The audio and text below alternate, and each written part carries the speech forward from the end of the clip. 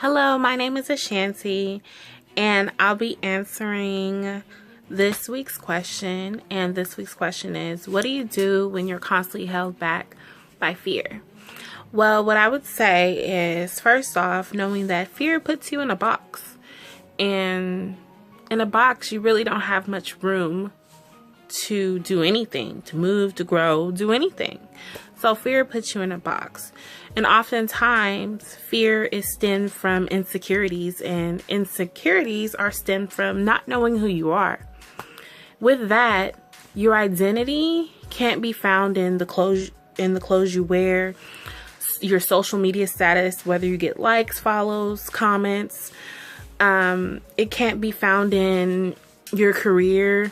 It can't be found in whether you have a boyfriend, girlfriend, husband, wife. It can only be found in the one who created you. And who created you is Christ Jesus. So we come back to the question is, so what do you do? So I would encourage you to study who God is. Study about who God says you are.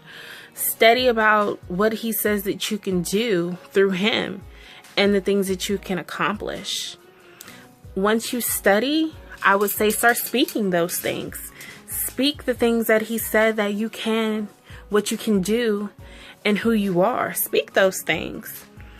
And then also I would say after speaking it, and I guarantee you after speaking it, you will believe it. You will begin to believe those things. And once you believe those things, you'll have confidence to live it. And with living it, I feel like fear will be broken. Trust me, it is a process.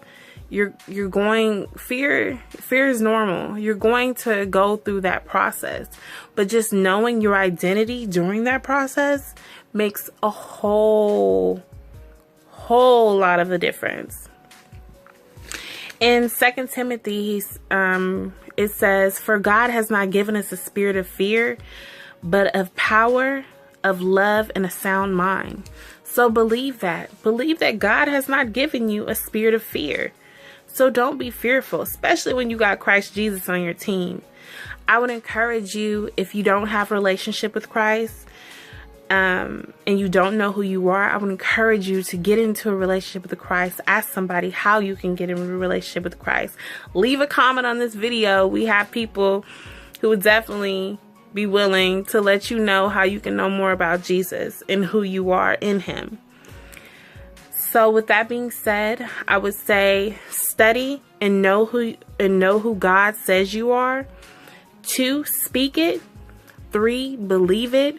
4, live it. Once you do those things, the opportunity is endless. There's generations, there's people waiting on you to take that step, to take that leap of faith, and to walk out of fear, and to do everything that God has purposed for you to do. So yeah, that's what I have. If you guys have any more questions, submit them, and until then, we'll see you next week. Bye.